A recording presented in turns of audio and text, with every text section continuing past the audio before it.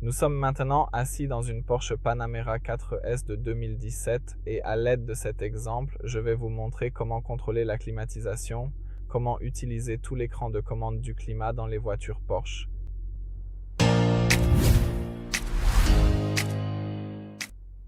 Commençons donc par cet écran principal, l'écran d'accueil. Ici, nous devons sélectionner la climatisation, c'est-à-dire l'option climat, et ici nous avons quelques éléments que nous pouvons contrôler. Sur le côté gauche, nous pouvons sélectionner air, c'est-à-dire le flux d'air, et ici nous pouvons modifier quelques paramètres. Comme vous pouvez le voir, sur le côté gauche, nous choisissons la direction du flux d'air. Par exemple, il peut être dirigé vers le pare-brise avant pour le dégivrage ou la déshumidification. Le flux d'air peut aussi être dirigé directement vers votre corps depuis les bouches d'aération du tableau de bord ou vers le bas, c'est-à-dire la bouche d'aération inférieure pour vos pieds. Vous pouvez régler les mêmes options pour le côté passager, les pieds, le corps et ici aussi le flux d'air supérieur. Nous pouvons également ajuster les réglages de la bouche d'aération centrale supérieure de la climatisation qui peut être facilement activée ou désactivée à tout moment. Tout cela peut être configuré très facilement ici sur cette interface. Ensuite, nous avons les bouches d'aération centrale, idéalement placées, qui sont celles-ci juste ici, et elles peuvent être facilement activées quand vous en avez besoin. Comme vous pouvez le voir clairement, nous pouvons en prendre le contrôle total soit en ouvrant leur menu de réglage dédié juste ici, soit en naviguant vers cette section spécifique de l'interface de ce côté de l'écran. Nous expliquerons plus tard exactement à quoi elles servent. Tout en bas, il y a également un bouton pour la climatisation qui peut être activé ou désactivé.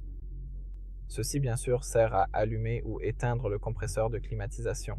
Lorsque vous cliquez ici, la température et la puissance du flux d'air du passager seront alignées sur les réglages du conducteur.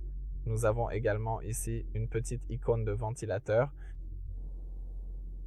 ainsi une bouche d'aération qui était auparavant éteinte peut être activée, et cela synchronise également les réglages, de sorte que les températures du passager et du conducteur seront synchronisées. Sur le côté gauche, nous pouvons aller ici dans la section des bouches d'aération, et ici nous voyons un mode appelé Focus ou Diffuse, ce qui signifie que le mode Focus envoie l'air dans un flux fort et étroit directement vers le conducteur, tandis que le mode Diffuse permet à l'air d'être doucement dispersé pour ne pas souffler directement sur votre visage. Je recommande donc vivement ce mode Diffuse. Nous pouvons contrôler la direction de cette bouche d'aération ici. Nous pouvons l'allumer ou l'éteindre et c'est pareil du côté passager. Lorsque nous allons dans la section confort, voici l'écran dans la section de la climatisation et il sert à définir le caractère général de fonctionnement de la ventilation lorsque le système est en mode automatique. Nous pouvons changer ce style.